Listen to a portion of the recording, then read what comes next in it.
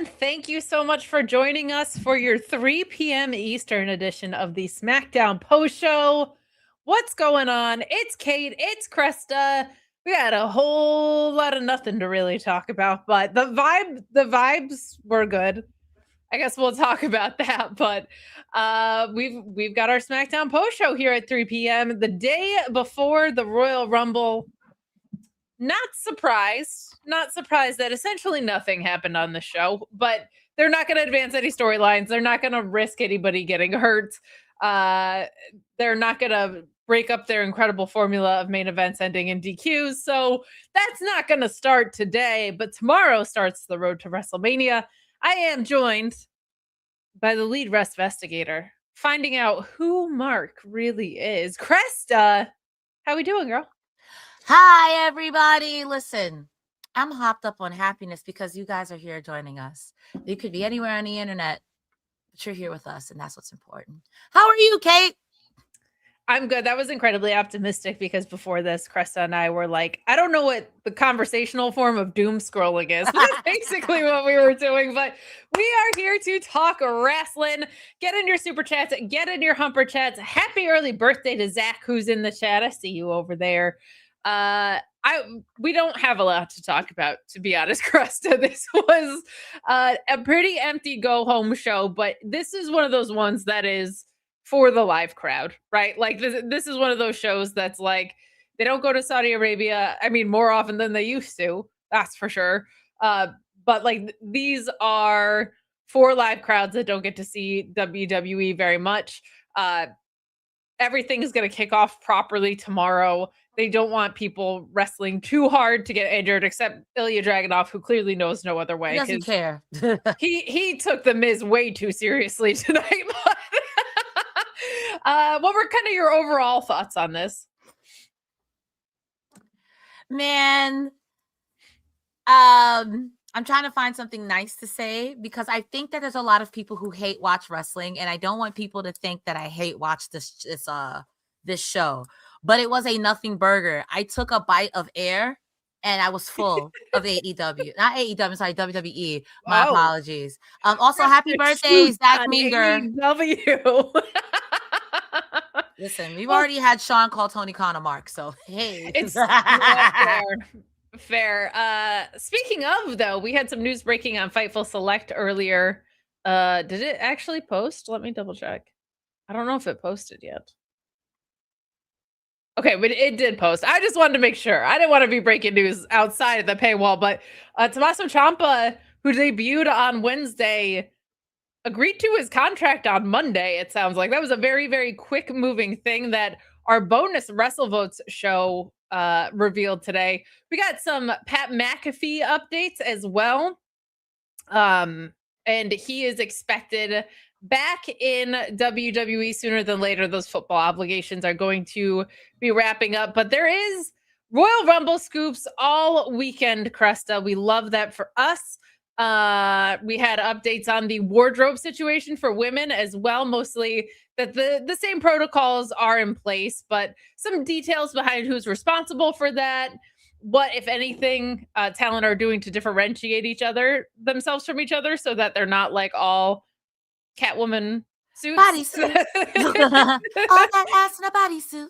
That's right. We had a fun Fightful Espanol scoop that came up because Tama Tonga posted a picture that very clearly had Mr. Iguana in the background, but we had reported on Fightful Select that AAA names were being considered for Royal Rumble, as were some NXT names, but Tama Tonga just blowing up his spot was so funny to me. Exposing the business, Tama. Exposing the biz. But lots going on the scoops front. I will let you guys know too, if you aren't subscribed or are subscribed and aren't aware, everything's presented spoiler free. We can't control what aggregates do with our information, but there is like a big spoiler warning before we get into any of those things. So if you're like, I'm trying to watch Royal Rumble with some surprises, but I'm still a subscriber, you don't have to go in like this to look at your paywall. You get a nice little alert. A nice little alert on there. But Tom Talks Rubbish, a wonderful fella, saying, never catch the show. Thanks for being awesome. Yeah, this is a fun time because people get to catch the show live if they don't normally. Tom is in the UK, so normally when we're live at 11, it's dawn his time. He's probably like, oh, I gotta set my alarm so that I can be up 5, 6 I a.m. don't think anyone wants to start the day with wrestling news. Like, hey, No. let me go to the bathroom first. But listen, they would want to start the day with Cresta. Who wouldn't? Who wouldn't? mean- But there you go. We also just posted 15 minutes ago, too, for Fightful Select subscribers, Paul Heyman talking wrestling video games with SRS behind the paywall. So lots happening behind the paywall. Shout out to WrestleVotes, who has done such a great job since coming on board and quite frankly maximizing the value of what you guys spend your money on. They've done a fantastic job 2 times a week minimum, and they're throwing some bonus shows in there for you guys. But AEW King saying, been up since 3 a.m. watching SmackDown from Australia. Australia gets the short end of the stick on time zone. Man, you guys, there's some real fans. Shout out to the Australian independent. I love Australians, bro. Oh. Let me tell you a fun anecdote about Australia. Please Love do. Australia. I used to be in a World of Warcraft rating guild. When I first started playing World of Warcraft, they were an Australian-based rating guild. I would be up at 3 a.m. rating till 6 in the morning. Okay. Because it was like evening, afternoon time for that. And ever since I was like, you know what? I love y'all. Australia will always have my heart. Genuinely, some of the funniest, like they have such a Australians, I feel like have such an incredible and specific sense of humor. Oh yeah, we see it in wrestling show up. Like Harley Cameron is obviously one that everyone's gonna go to. The Iconics being so funny are ones people are gonna go to. I, as a TMDK sicko, think Shane Haste is genuinely one of the funniest people I've ever met. But they have a very good independent scene. Shout out to like the Velocities, Jessica Troy, Brooksy, Chevs. Like there's a lot of really incredible talent there. Their scene is so different than America because geographically you can't put together like a loop the same way that you can. In America, you can be like, I have 10 shows and they're all in the same 10-mile radius of Pennsylvania. It's like something you can just do here. So I think there's a kick up in quality because of that, but don't sleep on that Aussie scene. There's a lot of free accessible wrestling that you can watch. And if you've seen what Zarya can do, she was Delta Brady before. Man, they're obviously Rhea Ripley is a huge monster, megastar. So just shout out to our Aussie friends, but we're kind of BSing up at the front of the show because there's just not a ton to talk about here, Cresta, but we will get into it. The first half of the show sets up the main event of the show, but it's literally a half hour of entrances and revolving door promos. And you know what? That is not for me at all, but it was designed for this crowd. This crowd wanted to sing along to Randy Orton's theme. They wanted to whoa with Cody Rhodes. They wanted like the somewhat like intimate connection that this crowd can have with Sami Zayn and not many other wrestlers. So I understand what it was designed to do. I just always think they always do these promos and I always think they're just kind of corny because it's like, guess what? I think I'm going to win the Royal Rumble. Sir, I think I'm going to win the Royal Rumble. No, fine gentlemen. I will win the Royal Rumble. Actually. And then I'm watching this episode like, Jacob Fatu should win the Royal Rumble. But it does start with Cody, who immediately calls out Drew. And Cody says he did what he had to against Jacob Fatu, but McIntyre only wanted the status of being champion and not the responsibility. He aims to win the Rumble for the third time, which is unprecedented, and takes a jab at CM Punk along the way. But he's interrupted by Randy Orton, who says, "You're not the only two-time champion Royal Rumble winner, though." And Orton reminds everyone that the Viper is chasing that 15th world title, which I'm glad he reminds us of that. Like he'll pivot back to remind us, like, hey, I know everything was about Cena's retirement tour, and he's too ahead of me, and he's the GOAT, but like, I'm on his heels, and he's also like, I still want championships, even though I haven't been necessarily like tracking that. So his motivation for being in the Royal Rumble is pretty vibrant here.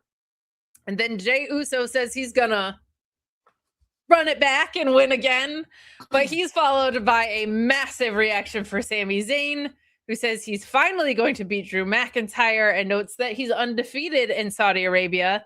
And he's interrupted by Paul Heyman, who can catch talking to Sean Ross Sapp on Fightful Select. That interview will eventually go public as well, but early access for subscribers. He interrupts with the Vision, declaring that Braun Breaker will be the winner. And you get tensions, boiling over as they do until Nick Aldis books the main event of his show, to which I say, were you just not going to have a main event before all these guys got mad at each other? But all right. You know how I feel about Nick Aldis. You know what? Here's a prime opportunity for you to just rekindle that anger. But this was designed for the live crowd. It didn't really move anything along. It was never going to. It was just guys saying why they think they're going to win. We always get these. They're always kind of lame, but the crowd was going nuts for it. So it was for them, I think, more than for the viewers at home. What did you think about the classic revolving door promo that kicked off the show?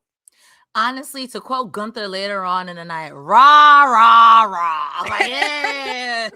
I knew what it was. I'm glad that the people had something to cheer about. My glasses are going into business for themselves, but I also want to point out. Nice, though. The chat loves them, the Alphaba glasses rocking and rolling. You can still be with the wizard. Voice of name. I won't lie. We gotta do something about Jey Uso. It's great. Don't get me wrong, the crowd loves it, but you can't be out of breath after you do it. Like, something's gotta give. I like Jey Uso. I think there's nothing wrong with a cheap pop. There's nothing wrong with that. But we gotta do something about that. Something's gotta give. Something's gotta give. Winded.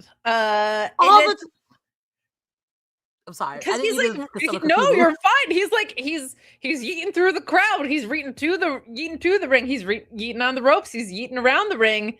My whole thing is like, you're kind of back in a tag team now. So like, I feel like they're like, well, the crowd loves it. We make a bunch of money off it. So we don't want to drop this aspect of it, but it doesn't really work. It's just me it's not anymore though. So like, I don't know what we're doing with that, but it is very funny.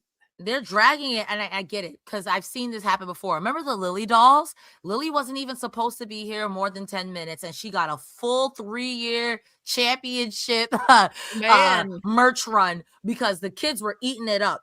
I mean, overall, this was fine. I did like Paul Heyman's promo when he said, I see a bunch of guys in the ring, but I see no vision.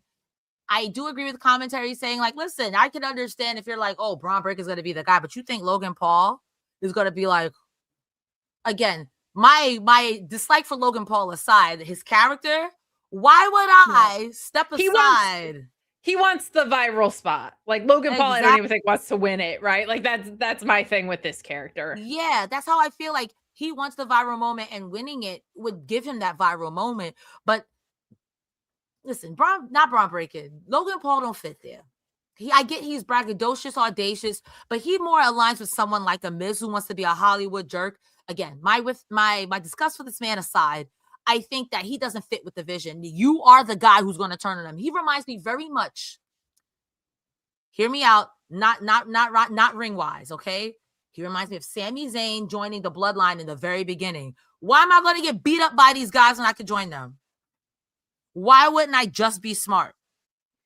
And there's the off chance that the vision turn on him and puts him over like a baby face. Because the crowd ain't into Logan Paul no matter where you go. They're either silent or boo. They're not into him. So maybe there's a Hail Mary. They're like, we could put him over the same way we did Sami Zayn, and people felt bad for him. But Logan Paul isn't good in the ring, and he's not funny. So there's well, like, he is insanely athletic. I still don't think, and again, like, he has not been doing this very long. When you consider how many actual matches he's had, it's not a lot.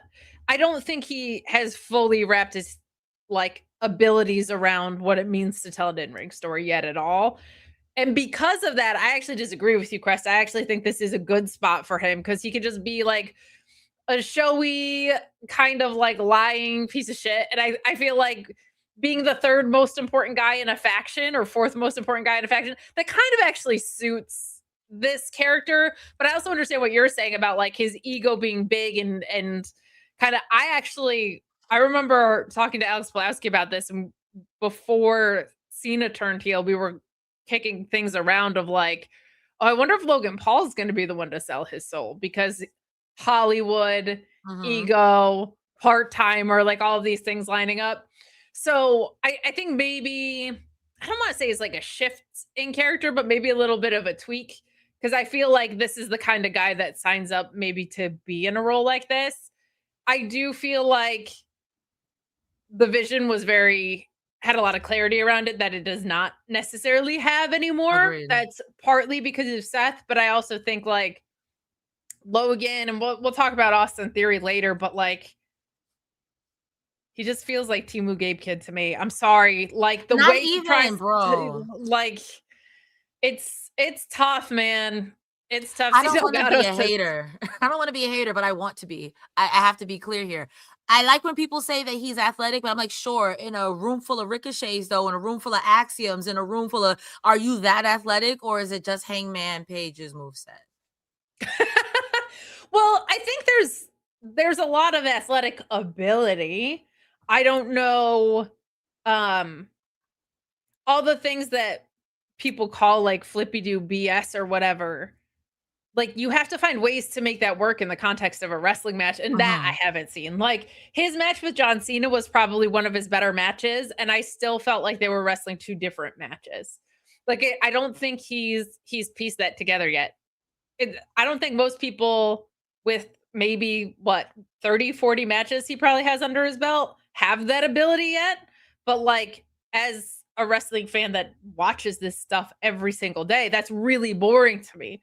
Ricochet is insane. I like that example because people will say like flippy do bullshit at Ricochet. That's First of mad all, athletic, bro. How you gonna make sure you do a 450 and hit someone? Stop it. well, here's my thing. Like the spots in general look like they're doing damage and hurting your opponent and you're trying to in a wrestling match. With this heel character, even when they are superfluous, it fits because this guy's a showy asshole. Ricochet is. Mhm. I would also say, and this is probably more true for Logan Paul than he gets credit for. Um, Ricochet is sneaky strong. That dude will do a 450 Bro, and then suplex somebody. Like he's got like it's 9 muscles in his crazy. abs. Like, what? Yeah. No, it's pretty nuts. His abs alone could wrestle a match, I think.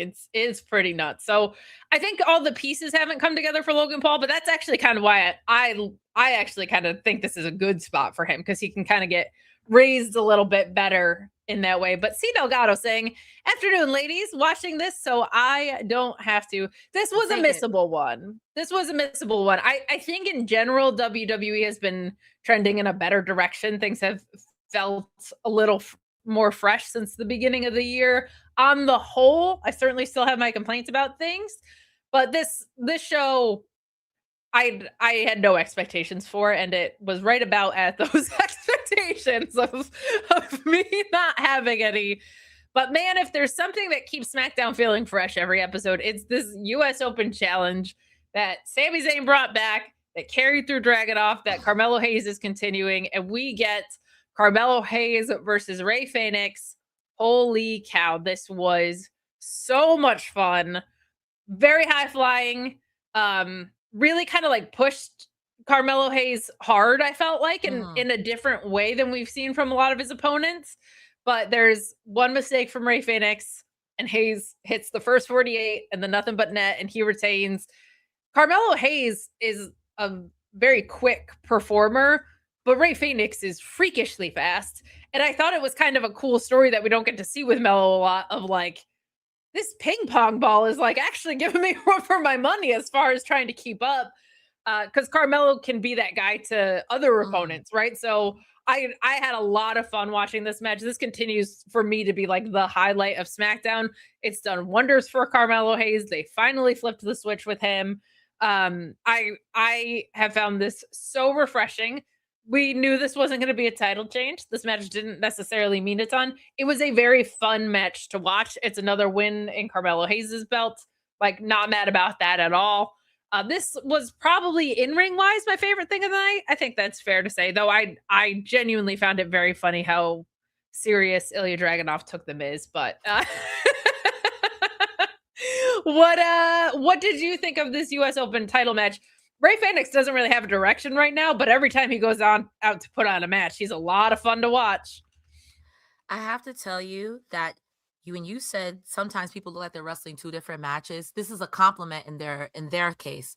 Because Ray Phoenix was giving him the pew, pew, pew, pew, pew. And man, Carmelo, you made me a Carmelo Hayes believer. He is fine in a wrestling sense. I'm attracted to him because of his wrestling ability. And he's so good. Everything about him, Melo is money. He's so damn good.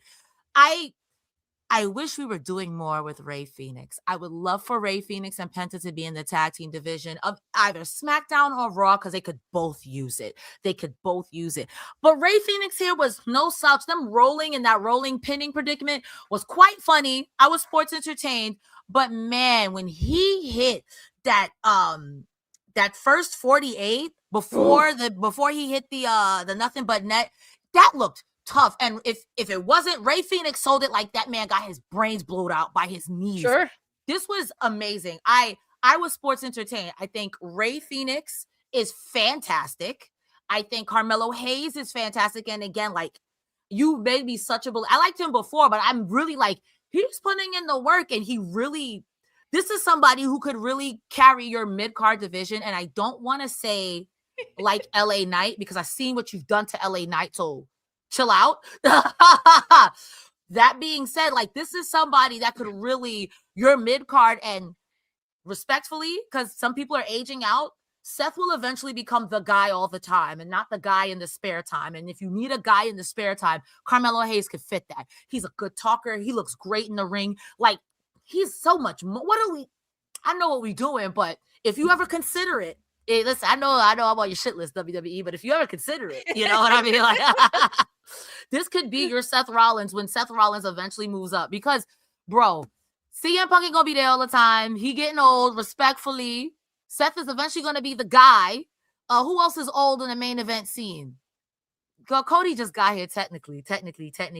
Randy Orton is in the best shape of his life, but Randy Orton is also, he's a gentleman. Sure. He's a distinguished old gentleman, respectfully, because I don't want to get RKO'd, respectfully. Brock Lesnar, though, like, there's a lot of, it's an aging top of the card, which it seems like WWE, to your point, like, has heard the criticism of, because we have gotten a fresh injection of some new people in here. But like with Melo, this is, first of all, if I made you a believer, I could retire now. Like, my legacy is cemented. I'm good. Like, I just need people to know how great this guy is. But what I like with Carmelo Hayes right now is I actually think he's a better heel than a face. And I think he's killing it as a face right now. So there's a lot of me that thinks the best is still to come. And I saw a lot of what he was capable of in NXT. I don't think he was like, he had a lot of title defenses when he had titles, but I don't think he was ever open challenge workhorse guy. And I think it's working really, really well for him, especially because they were so delayed on flipping the switch with him. One thing I love is my cousin, I don't think is in the chat right now, but he'll be in here sometimes. You guys have seen him.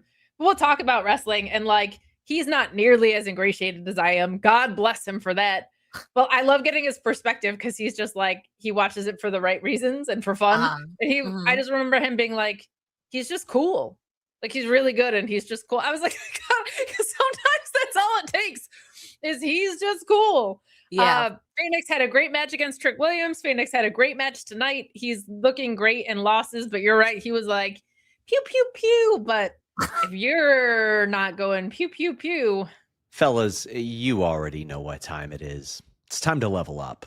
And Blue Chew just dropped something crazy. I'm talking about the next level championship belt, gold-plated energy. Blue Chew Gold is the newest innovation from the #1 chewable ED brand. This ain't your grandpa's little blue pill. It's the 4-in-1 beast that's setting the gold standard for performance. We're talking 2 ingredients for blood flow to keep that rocket pumping, mixed with apomorphine and oxytocin to turn up the arousal and the connection to your brain and body. Blue Chew Gold dissolves under your tongue and works in as little as 15 minutes. That means you can get it on quicker and stay in the game longer. Elevation without hesitation. We got a special deal for our listeners. 10% off your first month of Blue Chew Gold with the code FIGHTFUL. That's the promo code Fightful. Visit BlueChew.com for more details and important safety information. And of course, we thank Blue Chew for sponsoring the show. Blue Chew Gold. Carmelo When do we Hayes get into has Pink gold. Chew? You know, that's a good question. Why Blue Chew is free- Go, I'm sorry, go ahead. is Pink Chew like are you having problems with your penis, Cresta? I am having problems with my penis, as it turns out, Kate.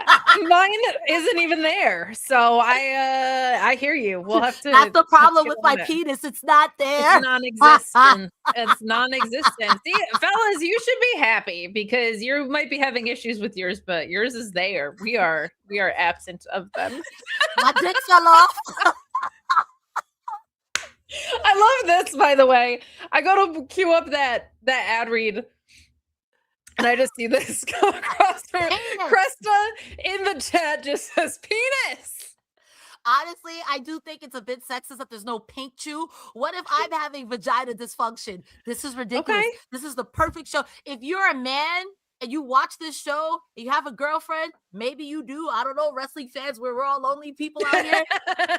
What if she has Blue Chew? Get on. That's an untapped market. Pink Chew, pink dust. Blow it in her face. Okay, let's not shoot on our sponsors. Our longest running sponsor. I'm giving them ideas. I'm helping. I'm trying to contribute. This is Fightful Unreal behind the curtain. Lead investigator, also research and development at Blue Chew /Pink Chew. I love it. I love it. Blue Chew passion. Honestly, the R&D of Pink Chew. Cresta. That's it. That's it. What can't this woman do? My God. Make money.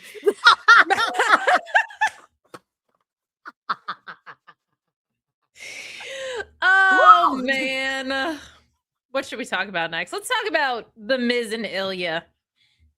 We get The Miz, who's trying to smooth things over with Ilya because he's like, listen, I don't want to get on this guy's bad side, but Dragunov just crushes his hand and promises that Pain will entertain tonight.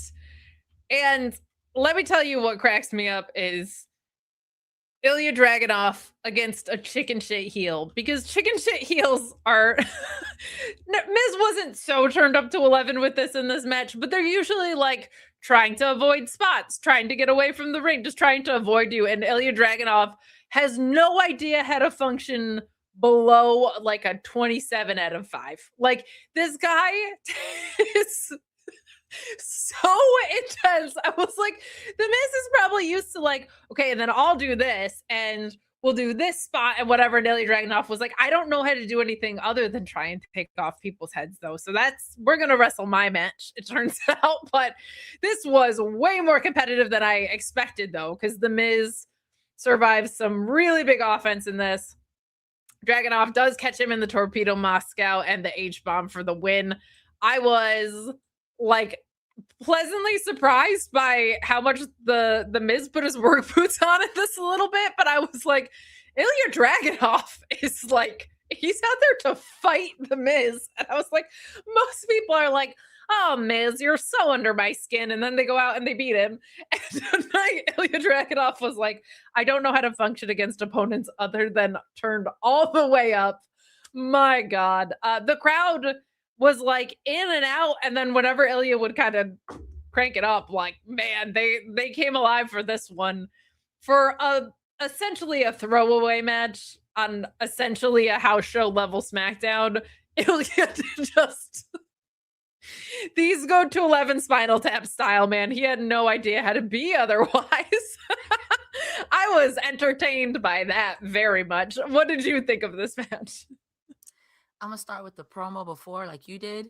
I don't know why Sure. The Miz is going to think that that's going to work on Dragunov. And if it works on Dragunov, I'm upset. I'm upset. Of all people, you can't Jedi mind trick this man. Maybe his brain is a little rattled because he is intensity. He's not intense. He's intensity, sure. But that's the you can't trick him. You can't flim flam him. I'm sorry. To your point of the match, notorious Miz hater here. I felt bad for the Miz. He made the Miz work. He said, you ain't never work a day in your life like today. You about to work. You said it was a house show. bitch, this is the Royal Rumble right now. This is WrestleMania. Me and you in the main event. Ilya Dragunov worked that man like a 9 to 5, and he was on his last final write-up, bro. Like, I felt low-key bad for them. Those chest chops, disgusted. Wait, let me make sure I'm reading my right notes, because I wrote a bunch of notes, and I never thought I would do that. I think everybody was a little taken off guard by this match, like how competitive it was and how intense it was, because we were like, I respected when the Miz started being like, I'm going to get you back, but that lasted all of 2.5 seconds, and Ilya said, knock that off. I legit felt bad for the Miz. And again, notorious Miz hater here. Yeah. Damn, you ain't have to beat him up. His chest looked like the way Dax Harwood's chest looked like after a meat-slapping chess match with Eddie Kingston. The Miz chest don't never look like that. Don't never look. The Miz goes to work and has pillow hands, the safest hands in the business. All due respect, and Miz ain't never injured nobody. So I'll give him. But today, he looked like he got injured. Like, yo, Ilya Dragunov. Hamburger meat for a chest. Hamburger helper. He was like, hamburger help me. God. It was nuts. It was nuts. My goodness. Man. Well, that was, I think we were all like a little bit about that one. We were all a little caught off guard, but in a good way. I would rather be surprised by the intensity of something than let down by how flaccid something would be because it didn't use Blue Chew Gold. So honestly, I'm all about changing my mind about wrestlers. Someone who used to be a notorious Macklin hater is now ready to fight TNA because you fired him. So I'm ready. I'm ready to be in this moment. I have a question now. What up? A notorious Gargano hater. Were you a Ciampa hater? And how are we feeling about this? Or is it strictly a Gargano thing? I'm not a Gargano hater per se. I just think he's a dweeb. His in-ring unmatched. You can't knock him out. With me, right? You have something against dweebs. I don't know what to tell you. Nah. You're not that. See, there's something about his pro. Like, yo, shut up, Gargano. Just shut up. I'll shove you in this locker. Shut up right now. But Tommaso Ciampa, I was indifferent about. Shove you in this locker. Yeah. That's the kind of dweeb Johnny Gargano gets. Like, I'm not afraid of you. Or I'll put y'all both in the locker. Shut up. And I'll lock it. Shut up. He'll probably put me through 8 tables. I see those NXT takeovers. I get it. Yeah. He gives it up. But also at the same time, when he cuts a promo, hide it behind your wife. Shut up. I will Jazzy Jeff you. I will Urkel you. Shut up. So I'm afraid of him. Let me be clear. And his death match wife. Okay. I know I'm afraid. But as far as Tommaso Ciampa's concerned, I don't have a problem with him. I don't care. I at first thought that music in AEW was carrying Cross because it said Psycho Kill. I was like, Killer Cross. And then he came out and I was like, But I will say, maybe Johnny Gargano, it might be time to hang up.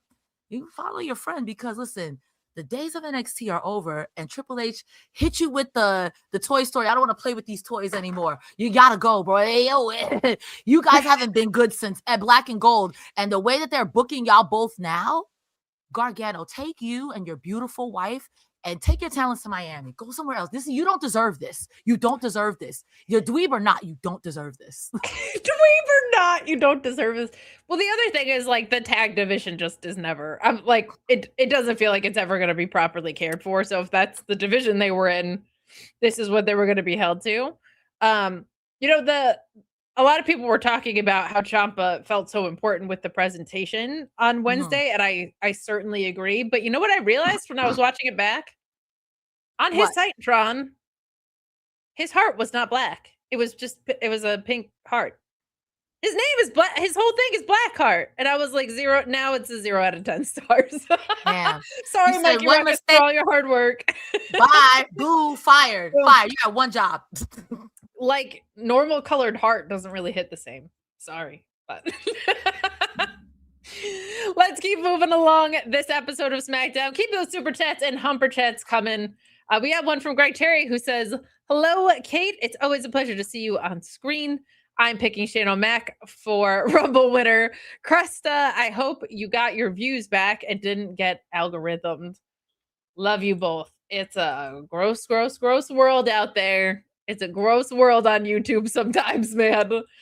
They are like, there's a lot of really destructive things about AI in misinformation and creation of like shortcuts around creating authentic art and all of these things, right? But one thing that people aren't talking about that they should is these AI catchers, like flagging views and streams of music that are not false.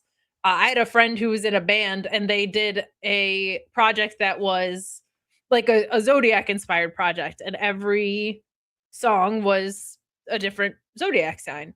And they flagged one of them for fake listens, and they were like, "You think we like just on only Aquarius? We're like, no, we're gonna put fake views and listens on that." That's how I feel too. I'm like, bro, I don't have that many viewers. Yo, listen, Sean actually shared my thing, so it's quite possible that I had 200 viewers. We're now back down at 147, so we got most of them back, but I would have had like 400 views. Let me rock. I'm not even monetized. Let me rock. You guys can help me get there by going over to youtube.com/CrestaStar and checking out my latest episode of Investigation. Who the fuck is Mark? Kate. There you go. Thank you so much for throwing it back. Well, I'll tell you this much. If you go to MyBookieAG and you want to bet on Shane McMahon, you unfortunately cannot. Sadly, you cannot do that because he is not up on our odds. But we do have some odds leaders in the clubhouse for this one. And there's a lot of fun prop bets too, like who's going to have the most eliminations. But the men's winner right now is positioned to be Roman Reigns. Gunther and Braun Breaker are not far behind. They're at plus 200. Sami Zayn, Cody Rhodes, Sami Zayn and Cody Rhodes are 400s, LA Knights a 500. And then you get like Jacob Fatu at a 600, Punk at an 800, and so on and so forth. Obafemi's at a 1400. If you wanted like a fun dark horse to bet on, I would say him. But not on there is Shane O'Mac. I hate to tell you guys. Can't you put in your own thing? Can you write in an answer, or that's not a thing? I don't think you can, because you have to have the odds to go with it.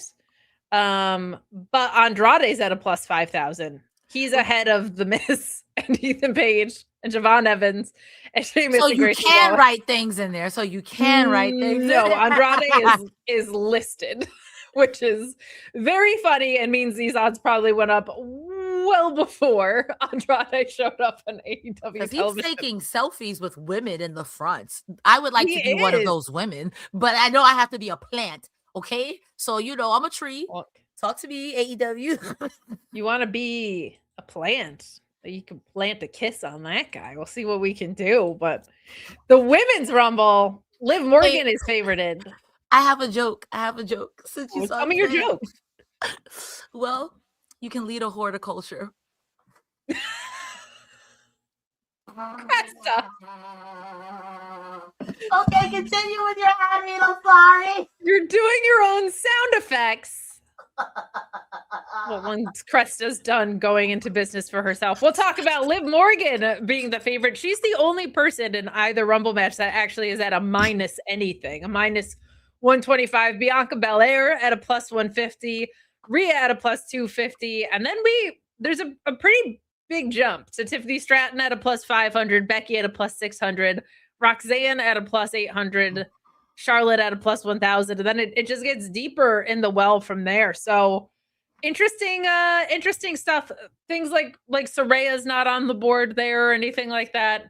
So you do have to work within what they got you. But I'm intrigued by the Women's Rumble a little bit more because I do think it's Liv Morgan's time. But if Bianca's coming back, Jade has the title, right? That's such an easy story to walk right back into.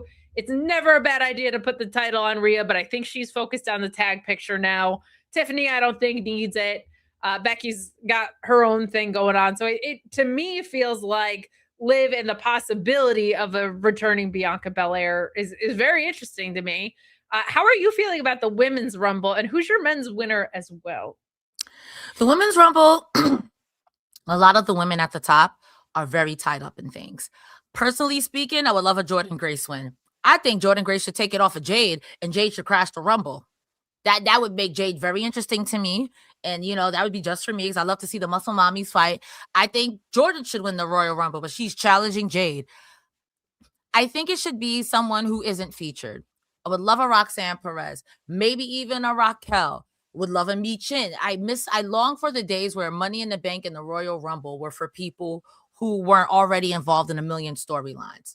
That being said, my men's pick, Chris Jericho, yeah. Oh no, okay. They got me. I've been talking about it all week. And for the last guy to come out, if you do the like the old Jericho, and then you hit the break the walls, that I would be like this in my house. Yes. I think that's your perfect number 30, and I think that'd be a good way to have Jericho. You don't gotta win the title. It'd be a great way for people to be like, yo, get this guy. But it'd be great. I wouldn't be upset. Stone me in the comments. Just stone me in the comments. I know that's crazy. But I think it'll be Chris Jericho. Here's the thing. Jericho's still on the AEW website. So that would have to, in the next 24 hours, change pretty drastically because he would have to not be under AEW contract. Mi Chin is having a watch along with Kevin Owens. That one takes my extremely wishful thinking off the table because I would love for it to be Kevin Owens. Back. We need Kevin. We need someone to be a truther. And that's what Kevin Owens is. Kevin Owens is a truther for better or for worse. He's the best. I was saying this about MJF's promo on Wednesday. He was talking about like House of Black and like, oh, cool thing he did turning off and on the lights. Yeehaw. Like big deal. And it reminded me of there was a Kevin Owens IC title run where he was in and out of being very silly, as he's prone to be. But he did a promo about Aleister Black that was about a banana for about 70% of it. He was like, beating Aleister Black. I'll send you this promo because it's brilliant. He's sitting in a chair eating a banana, and he's like, beating Aleister Black is almost as good as this banana. And like the interviewer is sitting next to him, he's sitting in a chair eating a banana, and he's talking so much about the ripeness of this banana. And at the end of it, he was like, no, I'm going to beat Aleister Black. He's a scaredy cat. And he's like, where are you? Also, like these promos, are you in an attic somewhere? Like whatever. And I was like, those types of characters, Kevin Owens, the MJFs of the world, should be calling out the stuff you have to buy into around the spooky stuff. Yeah. And that promo I always go back to because I'm like, there's nothing Kevin Owens can't do. Blood feuds, sure. Elias's brother, like investigator guy, like all day. Ezekiel, whatever. Like he can do anything, and I miss him, and the product misses that versatility for sure. For sure. Running back into my mind is Ezekiel coming out, and Kevin Owens like, who the Elias? There was one time he went from fighting Stone Cold Steve Austin to that story. Like, what an insane thing. But I'll never forget. I've looked for the clip, but I can't find it. There was a time his music hit, and Kevin Owens just, like the Ezekiel music hit, and Kevin Owens just, like, smoke coming out of his ears like a cartoon character.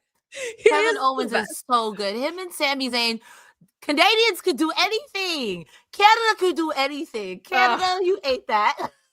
We'll talk about Sami Zayn in a minute because I'm convinced there's nobody that loves wrestling more than Sami Zayn. Like seeing him tonight, I was just like, man, this is awesome. There are some fun prop bets though back on my bookie AG. Obafemi's favorited to have the most eliminations. I think that's probably a good shout. That's right. Braun Breaker's on there. Fatu and Lesnar are on there as well. Who will eliminate Rhea Ripley is a fun one because she has so many complicated relationships with people. Io Sky's on that board. Bianca Belair's on that board. Liv Morgan is the favorite for that. So there's some fun stuff to dig into outside of just the more straightforward stuff. So head over to my bookie AG and check it out. But we're going to keep working through this SmackDown. Get in those super chats and Humper chats. Delgado saying Pink Shoe, Dweebs, Toy Story. This has everything. Listen, SmackDown was a little light today, so we are creating our own magic, as it were. But let's talk about the women's tag division getting spotlighted a little bit here. We got Rhea and Io talking about unity headed into this women's rumble. You got Julia and Kiana James warning them that Julia plans on becoming a triple champion. Okay. Nia Jax and Lash Legend also staking their claim as challengers. And then Charlotte and Alexa address the crowd. And they both plan on winning the Royal Rumble, it turns out. We get the unity cracking kind of quickly there. And Roxanne and Raquel coming out to stir the pot. And Nick Aldis immediately makes the match for Charlotte and Alexa versus Morgan and Roxanne. To which I once again say, what was planned for your show before this? Were you just going to have people talking for a half hour and a U.S. title match? Like, you have to have some matches planned. But Cresta, a lot of people are pointing out, and rightfully so, like, this is the most emphasis that we've ever seen on the tag division for the women, probably since these belts were created. What do you feel like is going to be the case going into Rumble? Do you think we're going to get like a 4 quarters match with 4 different teams? Do you think we're going to get a tag ladder match? Do you think we'll snap together a feud between like Rhea and Io and another team? What do you think the board shakes out to be headed into Mania here? Honestly, there needs to be another tag team besides these women, an actual tag team. Everyone at the top of Franken teams, very respectfully, with the exception of Judgment Day. And even Judgment Day is Tornado Tag Franken team. I would love to see Io and Asuka too. Asuka and Kyrie rather. Yeah. The Kabuki Warriors were a solid team there for real, but I understand what you're saying. I think there is space for an iconic return. And I don't think that they're necessarily the best wrestlers. However, justice for the Iconics and justice for the Riot Squad that you guys instilled these new tag teams after they had left, after they were all fired. These are people who could actually be tag team champions. That being said, I think the top of the tag team division will still be fine. It is just the issue of what do we do after Io and Rhea leave? After the Judgment Day is done with that, is the tag division just going to go back to floundering? So I don't really know what's going to happen, because as long as these girls are in it, I think you'll see it that the main event scene suffers when they're not in it, and the tag team division will suffer when they're not in it. So I'm hoping that this gives the singles division more chance to breathe. So if we do have to make more Franken teams, it could seem a little bit more believable. But I don't know. I'll be honest with you. I like Kiana James and Julia yelling at people, but it's not believable. Julia's yelling in Japanese and Io yelling at her back. Yes. I don't know what the fuck they said, but yes. I want to see them fight. Yes. Just have them yell at each other. Yeah. Because I feel that way when Asuka be yelling in Japanese and Kyrie too. I'm like, I don't know what you're saying, but yes. Just, I believe it. Whatever you saying, yes, you got it. You could be calling me a dumb, but you got it. Like, yes. So, I don't know. Because it's like, what, 2-3 tag teams, 4, maybe, including the Bougie Bullies, who Nia is definitely turning on Lash. Come on now. Well, so to your point, too, like, I hope they keep main event players in this tag division. Problem is they know one story, and that's we break them up. Like, they are so creatively in debt when it comes to booking women's tag team stories. Because to me, I also look at NXT and I feel like Zolruka would be a great fit for the main roster tag division, but they've been telling a dissension story there for like 8 months, and eventually they got to turn on each other. Because look at them both. They're single. Respectfully, Zarya looks like a mod. Like, she should be ripping girls in half. And the Soul Snatcher, she's a star off of that alone. She's so athletic. These women they're not tagged. They're not a tag team. Sorry. Sure. I've been waiting for them to properly unleash Zarya for a long time. So hopefully that heads into Stand and Deliver season as like a cornerstone of things. But let's see. I'm intrigued to see, because to your other point, like, the singles division definitely lost contenders when they went all in on this tag division. Like, Steph Care had nobody before she got injured. Like, Jade had BFAB and Michin, and they're both injured now, and they were working house shows to throw stories together. And wasn't if I'm being defending against fair to anyone. Jade, that's not even fair to her and her. Why do you have her, your champion, wrestling undercard women? Like, that's the other problem, I think, too, with Jade's presentation. You have her wrestling B-Fab and Michin, who I think are fine wrestlers, but they haven't wrestled nothing. And when they do, they lose. So what are we doing? Like, you don't think Jade could wrestle Rhea? You don't think Jade could wrestle the women at the top of your card? Sure. Well, the other part of that is the inefficiency of the women's mid-card belts because nobody's gotten elevated out of them except True. Chelsea, and they refuse to do anything with her. And if I could relocate any one woman from the middle of the card to the top of the card, it would be Chelsea Green. And if Yeah. I could relocate my internet connection to anywhere in the world, I would use NordVPN. If you're a wrestling fan and you're not using NordVPN, what are you doing? WWE content in its own, all with one Netflix subscription, thanks to NordVPN.com/Fightful. Right now, in order to watch Raw, SmackDown, NXT, PLEs, you need Netflix, you need CW Network, you need USA, you need Peacock for Saturday night's main event and ESPN Unlimited, or you get NordVPN.com/Fightful. Download the app. It's very easy. Pay the basic tier, just $2.98 a month it averages out to, and you can access all that WWE content with one Netflix account. Just change your virtual location, and you are set. It is a must-have for wrestling fans, especially as money gets tighter, and especially as you got to go everywhere to get wrestling content. Head over to NordVPN.com/Fightful because it's not just that feature. There's so many more that you can check out over at NordVPN.com/Fightful. We've had hundreds, if not thousands, of wonderful users report back about their great viewing experience here. NordVPN.com/Fightful. That's how I watched SmackDown today, was with NordVPN relocating me to Canada. Very much appreciated them. Fightful Awards sponsor, one of our most loyal and supportive sponsors in the world. Certainly the one we hear the most back from about how helpful they are to our wrestling fans. So we love that. You brought up the Iconics, and they're an interesting one because I think it's very possible we see them headed into Mania. I think if we don't see them at Rumble, I think AEW's got that Australia show coming up. They got Grand Slam coming up.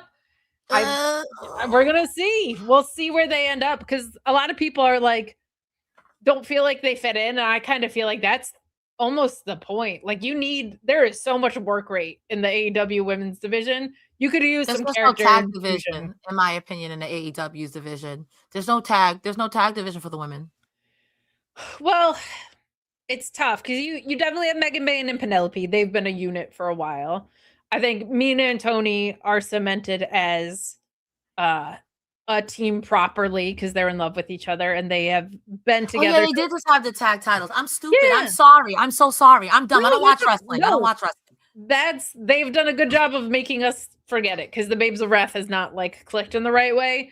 But I think heating them up with like fresh faces could be good because what you said about Franken teams before, that whole women's tournament was that. So it could be cool to have a cohesive unit come in. I would be all for that because I think there's some really, really great wrestlers and you obviously have these incredible characters and Tony and Mina. I'm all for like an MXM TV every once in a while. I'm all for like something fun, silly, as a little bit of spice to be thrown into some more serious characters. But we'll see. I think it would also be very fun if they joined the culling on NXT where Sean Spears is because they're like she needs to come back with her resume. That's it. No matter where she shows up, she needs to be applying. But joining those two, trying to be like, we're in a goth stable. We are creepy and weird. I think would be so funny. That would be hilarious. That's almost as funny as Mark Briscoe and the Don Callis family. I just want to see him in a suit. I just want to see it. Let's keep moving along. We get this tag team match between Charlotte Flair and Alexa versus Liv and Roxanne. Morgan and Perez kind of isolating Alexa early, which it's a common story with Charlotte and Alexa of like we're gonna isolate Alexa so that Charlotte gets the hot tag. But I get why they keep running it back because it's very fun. Like Charlotte as a hot tag is really, really fun. But we get some interference chaos. We got Alexa hitting the sister Abigail on Roxanne to win. And then backstage, there's more chaos because we get Jordynne Grace hyped up for a Rumble until Jade blindsides her, and those two start to brawl. My goodness, these gals they're too emotional, Cresta. They can't keep themselves in check. I'm too emotional. Everybody's bodysuit looks so good today. I know I should be paying attention, but everybody's goddamn bodysuit looks so. You watch RuPaul's Drag Race, Kate? A little bit. I'm not like a loyalist, but I've watched episodes and I've watched every viral clip that's ever come out of it. There's a drag queen by the name of Plain Jane, and she was in the top 4 a couple of seasons ago. And her theme song was Bodysuit. And that's every time if I watch the Saudi shows, that's all I think of when I see the women. Bodysuit, bodysuit, bodysuit. But the gloves connected to the bodysuit, Jordynne Grace, you dumb bitch, complimentary. But bro, that was so good. Yo, I be giving Jade hell. But Jade looks like money, and I do miss her with the always. Green. But the green on her eye, you dumb bitch, complimentary. Charlotte, I don't know who is making these bodysuits, but the way that the gems complimented I need 10 of them. Every Judgment Day outfit looks good. I hate pink. And even Alexa's gear. Yo, whoever's doing these bodysuits, you deserve an award. I want you to make something for me. I want to wear it to the store. It was so good. The matches were fine. I'm sorry. I didn't really pay attention. Everyone's gear was so damn good. I love it so much. I hate the fact that Jade and Jordan are beefing because I love my two muscle mommies. Sure. But at the same time, Kali and Ma kill each other for my sports entertainment, okay? I want to believe, I'm going to go into a positive. I want to believe that I'm about to eat crow tomorrow. That everything I was like, oh, Jay's going to put on a banger and she's going to tweet at me, Cresta Star, fuck you. And I'm like, you know what, you're right. I'm quote tweeting, like, you're right. You got it. Not, I don't know, but I know her gear's going to be cute. But like, I don't know his gear's going to be cute. I got the preview today, so I'm hoping for the best tomorrow with Jade and Jordynne because I love Jordynne Grace. How much Jordynne? Just put it on her. Just put it, because respectfully, you're not gonna do nothing with Jordynne either. Just put it on her. Don't piss me off, WWE. I'm becoming Jeff Jarrett. The match itself was fine. Raquel, you deserve that. Stephanie Vaquera's bodies. I don't want to slam my desk again, but god damn it. Do it. You won't. There it is. Let's go.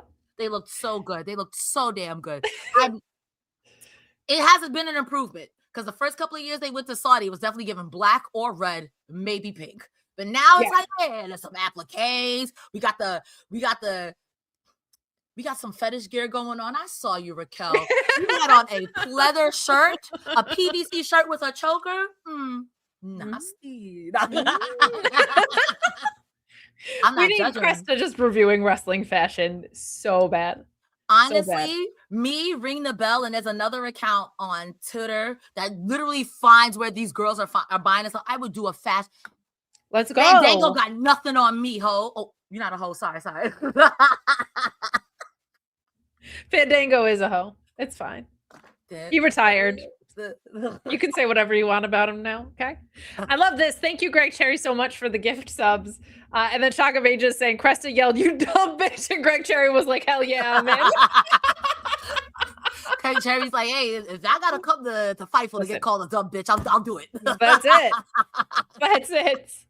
Got a couple more matches to talk about, guys. Get in your super chats and humper chats as we move along this early episode of SmackDown. We got Axiom and Johnny Gargano here, and Candace is banned from ringside, and Axiom just wants to win his stolen mask back, and Gargano removes Axiom's match again in the middle of the match, but Axiom outsmarts him, puts the spare mask on, and hits the golden ratio for the win.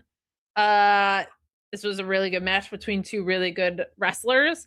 I think Gargano deserves less hate from you and more love from everyone, because he has basically created this angle on social media. Like, he's been given these quick backstages or whatever, but he has like taken something so small and put a huge magnifying glass on it. He has been selling crazy t-shirts with this gimmick. Like, he has been doing a ton of really great work outside of it to create a story where there kind of hasn't been one or hasn't had the breathing room. And Axiom is fantastic. And we talk about elevating young talent.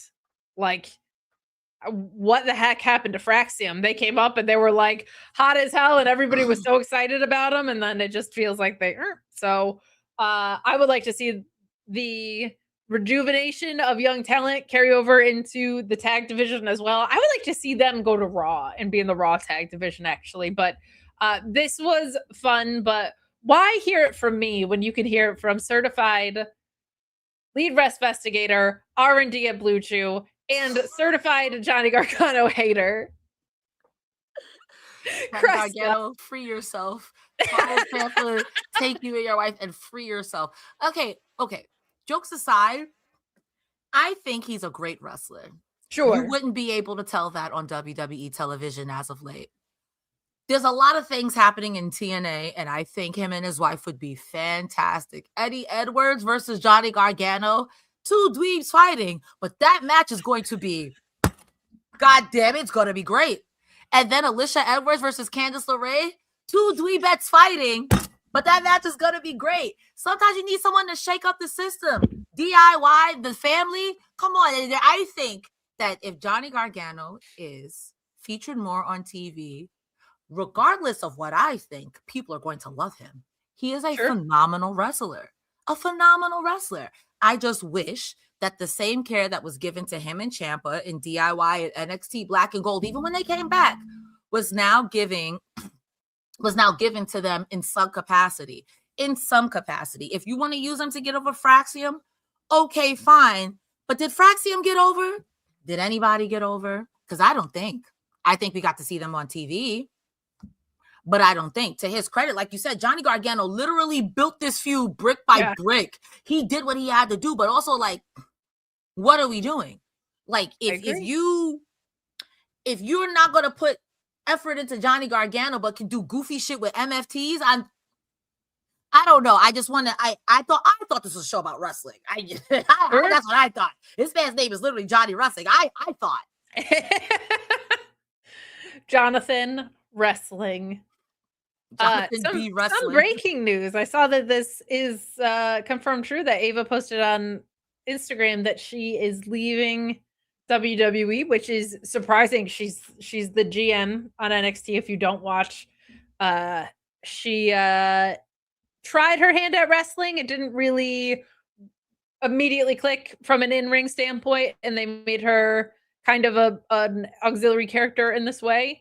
The writing for her has not been great, but she's done a decent enough job. I would assume that it is just out of choice for her, to which I say, girl, you are so young and have so much life ahead of you. You go do whatever you want. If this doesn't make you happy, go live your life. It's got to be the weirdest job in the world to be the Rock's daughter. Honest to God. Like, I can't imagine what that life is like. But I think it's so important that in this limited time we have on this weird floating rock and infinite nothingness that, as Pete Holmes says, is expanding, which makes no sense. You do things that make you happy. So kudos to her. I hope she finds something that fulfills her. Yeah, she's young, she's beautiful, and she's very talented. I think that if she wants to get into acting, I love wrestling. But also, I don't know what it's like to be behind a curtain. As a former musical theater kid, these are some weird people. Yeah. So I can't imagine what it's like being around athletic weird people. Weird complimentary and weird derogatory. So do your big one. I want her to be happy. She's the Rock's daughter. If she wants to come back to the professional wrestling industry, she can do so. No matter, Ava joined the Don Callis family. Goodbye. Thank you guys so much for having me. Ava joins the Don Callis family is so good. I was gonna make an Ava All Elite joke, but joining the Don Callis family straight away is just Bro, just Don fantastic. Callis gotta be Booker, the manager of the year. Paul Heyman, you gotta step your pussy up because Don Callis has collected everybody like Pokemon at this point. Don Callis is I went to the Don Callis School of Facts, so I just be making stuff up too. I get it. So like at this point, if he somehow gets Ava, Don Callis, you did it. You did it. You've won. There's no war. He won. That's global domination right there. If you grab the Rock's daughter from WWE along with like your 87 enormous wrestlers from ex-WWE to ex-TNA to ex-New Japan, he got them. He is Thanos of professional wrestling. He's got them all. All right, he's a Fightful Award winner and all, but let's take it easy on this guy. Okay. He goes out there and says, "Yo soy hechicero." He's not. He gets his people fully. He gets his people on TV every Wednesday, every Saturday, and every pay-per-view. Don Callis is on commentary more than Taz, more than JR. The only person beating him is freaking Excalibur because he got to do the play-by-play. It's, you know what? Not a lie was uttered. That guy has more. It's like Jeff Jarrett, and then the gap of like getting the bag is narrowing. Don Callis is closing in, man. Bro, like closing in. The school of Jeff Jarrett. That's why he opened up his own school, and I went. That's it. We figured it out. We investigated right here live on air. Do you see the acumen she has? Go watch her YouTube. It's all connected. You guys don't see. It's all connected. It's all connected.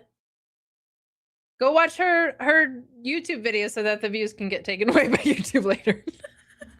And give it right back to Fightful. That's what it is. No. You got That's it, yeah. No, it's the circle of life.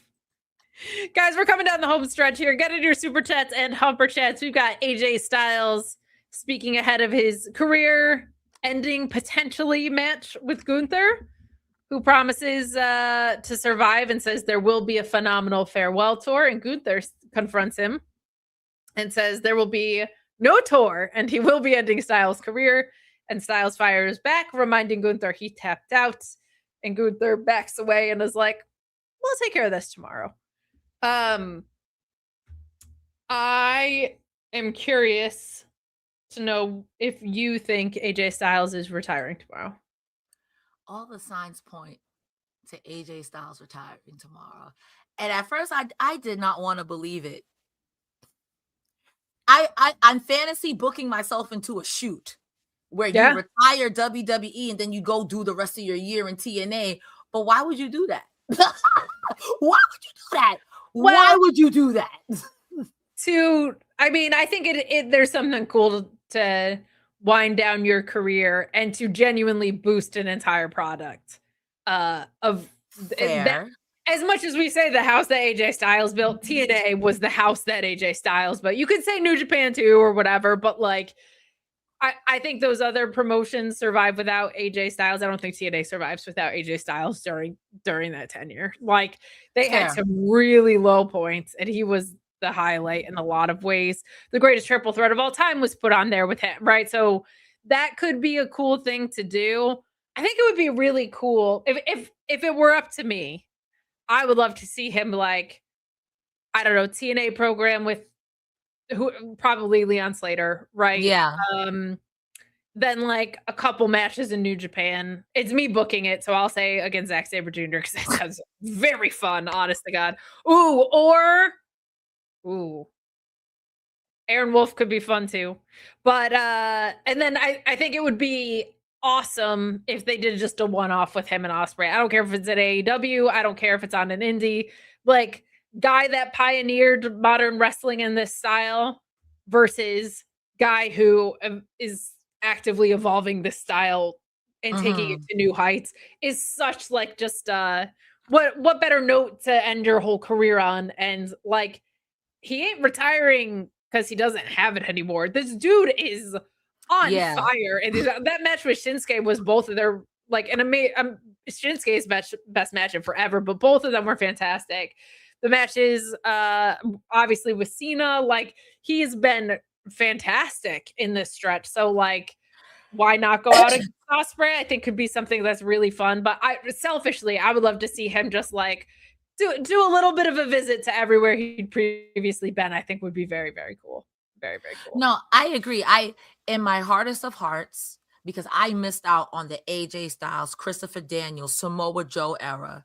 Sure. To come back and give TNA the punch in the gut, nuts, rejuvenate. It needs that. It needs that. I am so enamored with TNA for better or for worse. Okay. Maybe I have an unnatural alliance to losers, but I love TNA and I love TNA. I love TNA. That being said, reading why AJ Styles and them left, you could rot TNA. You could really rot. You played in my face. And now look at you. Now look at you. Now look at you. This could have been you. You could have been AEW, but you decided to play in my face, Joe's face, Christopher Daniels' face, everybody's face who was there for what? For Hollywood Hulk Hogan, Dixie Carter? All right. And now look at you, back on crack. You wish you had AJ back. You wish you had AJ back. If I'm AJ Styles, because I'm petty till I die, I'm like, I'm not helping. You gotta pay me everyone in the system salary times 10. Oh, you can't afford it. I'm not coming back. So like, I would love that, but I don't. If I'm AJ, there's no way. There's no way. You saying like I wasn't watching that, and you were like, and you played in my face and Samoa Joe's face. You played in everybody's face, man. Watching those old matches, I was like, holy crap, these guys were so good. And my little brother's laughing at me about they never won a championship. What do you mean? What do you mean? It's yeah, Samoa Joe only won it once. What? That's not true. That's not true. That's not true. That's not true. That's not true. Kind of wild is like, man, Samoa Joe is just, he's just been the guy everywhere he went at some point, except main roster WWE, but he was in NXT. Even when he was like unable to wrestle and was William Regal's right-hand man as an enforcer, he was the guy. Like, yeah, he's such a special talent. And AJ, to an extent, it's the same kind of thing where like his time as the guy on the WWE main roster was pretty brief considering how long he's been there, but like you want to talk, the house that he built is like that's a very not kayfabe thing, and in more ways than he's probably been giving credit for. But good stuff, man. Let's talk about this. AJ Styles. We do, like, honestly, like it's so, whenever anyone says like best wrestler in the world, that can mean so many different things. Like it's so impossible. Like, and for me, it changes whenever. Like if I'm watching Zack Sabre Jr., it's him. If I'm watching Bryan Danielson, it's him. If I'm watching Kevin Owens, it's him. If I'm watching Will Ospreay, it's him. Like there's certain things with that, right? But like to me, one of the best marks of it is like, what other GOAT tier people also say that guy is the best. That part. Like when Eric Clapton was asked what it was like to be the best guitarist in the world, and he said, "I don't know, go ask Prince." Like that to me is John Cena saying AJ Styles is the best in the world. That's Will Ospreay saying AJ Styles is the best in the world. That's such like a good barometer, is like the other people that, because Will Ospreay is a very different best in the world than John Cena is best in the world, right? Agreed. And both of them say this guy is the best. That's always very telling to me. That's always very telling. Yeah. One thing I've always heard too about AJ Styles is it's impossible for you to have a bad match with AJ Styles. And if you have a bad match with AJ Styles, you did something. Even someone who's learning 1-2 blues could do. AJ can make it look like you've been wrestling in WrestleMania for years. I feel that way about him and Motor City Machine Guns as far as tag teams are concerned. Sure. Man, do they feel not important right now? It's heartbreaking. Look what they've done to my boys, man. I don't want to argue anymore. Let's just get to this main event. My feelings already hurt when I talk about them. I was going to say, speaking of unimportant, this main event, it ends in disqualification because Drew McIntyre beats the crap out of Sami Zayn. Who would have thought. No way. After he said I'm going to No. be watching on commentary, that he never came out for commentary. No way. No stinking way. Here's what I do like. I don't know if there's a soul on earth that loves wrestling more than Sami Zayn loves wrestling. When this guy is like in the moment, nobody is more in love with professional wrestling. There might be people tied. I'm not saying he's alone in that category. Nobody loves wrestling more than Sami Zayn. And he's a good heel. Like I liked conspiracy theorist Sami Zayn. He is meant to be the babyface that WWE loves to create. Like it's not a forced match at all. Yeah. He is the most authentic version of Sami Zayn as a wrestler to me is an underdog babyface. The archetype of a babyface that WWE loves to write more than anything in the world is an underdog babyface. And so when you get the archetype that supports the wrestler and they match like that, God, it's just so good. It's so good. This ends via DQ.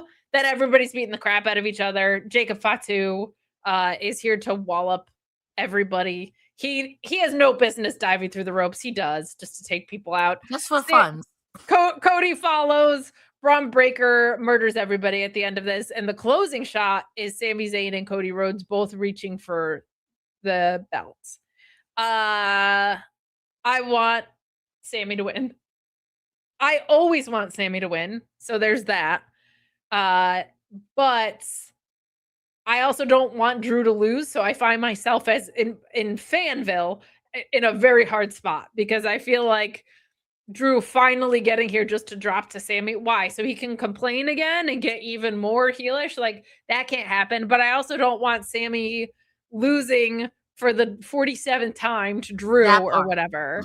And I want Sami to have this damn moment. And I also think that all of a sudden makes Royal Rumble even more interesting because now Sami Zayn is one of the champions, right? So my heart is rooting for Sami. My head says it stays on Drew.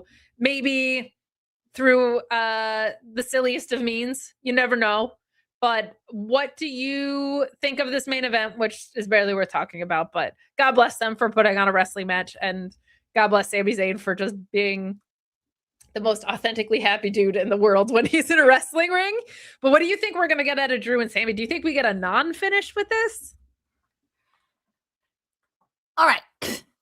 Agreed. This match was nothing. There was mostly intros. and when Jay took forever to do his G, I was like, okay, whatever. This is a joke. That being said, I agree with you 4,000%. I don't want Sami to lose. I also don't want Drew to lose. Why even put this on? I'm hoping for either. I don't think Drew deserves to lose. I think Drew finally got it in front of a crowd. He's a piece of shit. Complimentary. But it's working out. I love it. I love this, Drew. I love it. But Sami Zayn is Saudi. You going to have Sami lose in Saudi? You kept saying it. I'm hoping in my hardest of hearts, because this is WWE, that either if Sami's going to lose tomorrow, let him lose, but let that match go on first and Sami enter the Rumble. And then come back and wrestle Drew again at Mania. And people could be mad about that all they want, but it'll give Sami a win at Mania. And I know how WWE likes to squeeze the blood out of a stone. They want to get every drop. So that makes sense. Or have Sami win it in Saudi, Drew go ape shit, beat somebody up, and enters the Rumble. Maybe not win, have him be mad and try to enter the Elimination Chamber or whatever it is. But again, I don't think Drew should lose it, and he just got back. You know what I mean? Like I don't like how they put themselves into a corner. I don't like that either. But is there a world where Sami loses to Drew, enters and wins Rumble? I think there is. I have seen that happen quite a few times where someone brute forces their way into a match that they don't belong in. Brock Lesnar, Money in the Bank, Beast in the Bank. I unfortunately remember that. But there have been also people who have competed earlier in the night. I forgot which women's match it was. The person lost and then went into the Rumble, was like, I'm going to get my shot. And then they won the Rumble. There you go. I can't remember who it was. I'm like, that is definitely something that happens. And between now and Mania, there is still the Elimination Chamber. So you could still finagle and weasel yourself in there. But The only other thing is there's a non-finish. A non-finish at Royal Rumble would be crazy. And it would have to be a returning or introducing someone. It's not going to be an Obafemi, not going to be a Goldberg, but it would have to be somebody returning, introducing to shake it up. Who? No, Hobbs will probably be in the Rumble. And I don't think they're going to give that much boom to Hobbs. Final four, maybe. Yeah, I don't think he's winning it outright. Yeah. Same thing with Obafemi. It would have to be someone returning, and the only people I could think of doing something like that is Roman, and he's already announced for the Rumble. So unless it's an actual Kevin Owens, and what we're about to see tomorrow is a hologram of him and Mia Yim, I don't know. You know what I mean? So I don't know how that shakes out.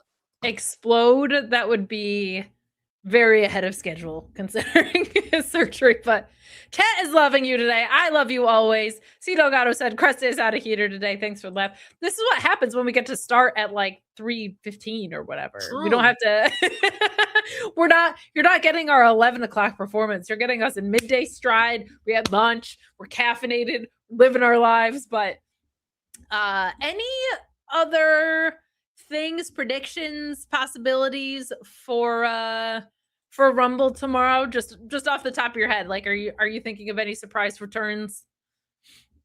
Joe Hendry, Royce Keys, Chris Jericho, and there might be a fourth person. I just can't think of who. I saw in chat someone saying that Nick Nemeth needs to call his shot. I could see Nick Nemeth being in the Rumble tomorrow. Leon Slater also being in the Rumble. Sure. If they're out in Saudi. I don't like, to an extent, I don't expect too many surprises because it is Saudi Arabia, sure, and people don't want to take a 16-hour flight, or maybe they're morally conflicted. So I'll give them that. But like Joe Hendry, sure. Royce Keys, sure. And if not the Rumble, definitely the day after Rumble or whatever it is when they're back in America, they'll definitely do some shit like that. So I don't know. As far as the women are concerned, if it wasn't being held in Saudi, I would probably have more stuff to say. Sure. But I don't think there's going to be too many surprises. You're going to see NXT people, some TNA people, and whoever's on the main roster who can make it out there. Everybody's been kind of like fantasy booking a Saraya return as Paige. But I know we had a report like she's still accepting convention appearances on her own. I would freaking hope so. I'm sure her and Becky will eliminate each other in some way, because I feel like that is. I just don't know if it's like a moral conflict, because I think, again, if it wasn't in Saudi, sure, I could see AJ Lee, maybe Trish. I'm trying to think of maybe even Paige, but again, I don't know who. Again, the location is far, yes, yeah, but people might be like, I don't get jiggy with that. You can get on with that. And so I don't know. As far as the women are concerned, I don't know. I'm all up in the air. But the men, I expect to see Joe Hendry. And if not, I'll be writing a strongly worded letter to that ball fraud hunter. So you might have to write one to the balding fraud, HBK as well. I don't know. I will say he was on NXT. He was in an angle that kind of protected him from wrestling that specific night. NXT likes to book weird shit anyway. It could have just been what they were doing, but it certainly felt like possibly that was the case. I will also say, absent from NXT were JC Jane, Sol Ruka, and Blake Monroe, who were the three names that were discussed for call-ups reported by Fightful Select that didn't get properly called up. They've just been in discussions about who's next kind of things. So Sol Ruka, I definitely feel like is there based on what we saw on Tuesday's NXT. Yeah. Blake Monroe was a pre-tape, which indicates it. Sol's almost makes sense for the storyline there. And JC stable just came out without her and they didn't acknowledge it. So I would say that's probably a pretty good bet that she's there. But listen, WWE seems to be in a better place than they were a month ago. They had a real weird last year. Royal Rumble, for me, always fun. I'm always excited for Royal Rumble. I'm always having a great time. Even the bad ones are so funny when they're bad. I love Royal Rumble. We have reviews for you this weekend. Sean Ross Sapp going to be on the main reviewing Royal Rumble right here for you on Fightful Select. You've got me and Alex Pulowski doing our most popular format, Sands of Blind because Alex doesn't feel comfortable watching the Saudi shows. So I watch them and then I plant 3 lies that Alex has to guess. And with Royal Rumble, there are fun possibilities to try and trip Alex up. So subscribe if you haven't and you want to have some fun with a little bit different of a post show. But that is going to wrap it up here. Stay tuned all weekend. Stay tuned on Fightful Select for our scoops thread. The chat is talking about Ava. We don't have any details on that right now. We found out when y'all told us. Yeah, she posted it on Instagram. I'm sure Sean's all over it. I'm sure you'll have details on it as soon as he can get them for you. But is SRS in Rumble? All I can say is like Slack is available anywhere, and that is where I've seen him. So I haven't seen him on post shows, things like that. So not saying he's in it. I'm not saying he's not in it, but drop toe holds don't generally go well in an over the top rope kind of thing. So we're going to get out of here. Cresta, where can people find you Resvestigating? Oh my God, I almost swallowed spit. Hold on. Almost died. Here we go. Hi, guys. Thank you so much for watching. Like I said at the top of the show, you could have been anywhere on the internet, but you were here with us, and that does mean a lot.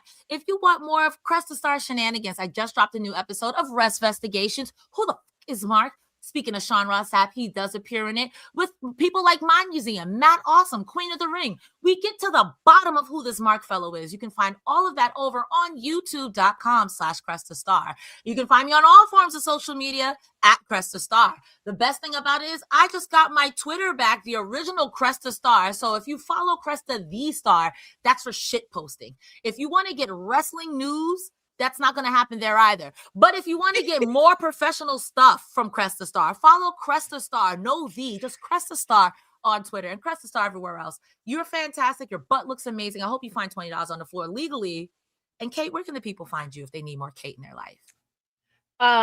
Probably taking a nap, but I'll be I'll be on Fightful Select tomorrow doing that Sands of Blind review. You can also catch me on Mondays on Fightful Select, Tuesdays on the NXT post show, where it seems like we're going to have a lot to talk about, Wednesdays at the Mark Order podcast when I'm not filling in for someone here, and Fridays right here with Cresta, usually a little later in the day, but not the case today. Middle of the day, baby.